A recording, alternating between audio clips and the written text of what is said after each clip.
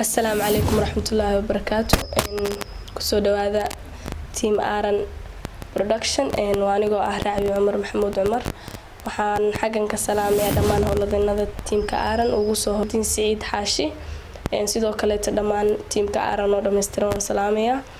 waxaan maanta aad ugu faraxsanahay inaan ka mid noqdo tiimka Aaran run ahaantii waxay ahayd xami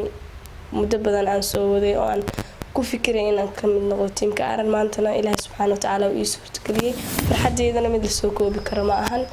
haddana waxaan ku soo dhaweynayaa walaashay Rayaan waxaan leeyahay ku soo dhawo tiimka Aaran dhawahay walaashay raacdiis sidoo kale waxaan salaamayaa howlwadeenada tiimka Aaran waxaan kale salaamayaa gudoomiyaha Nuurdiin Saciid Xaashi sidoo kale kaameramankeena Maxamed Cabdullaahi Ciise iyo walaalkii Faysal marka tiimka Aaran waan ku faraxsanahay soo dhaweynteena soo dhaweeyeen anagoo kamid ah tiimka Aaran waxaan leeyahay bulshada ku xiran tiimka Aaran production nagala qayb qaadan leeyahay tiimka Aaran production inuu soo dhaweynteena idinkana si fiican baa idin soo dhaweynaa bulshada tiimka Aaran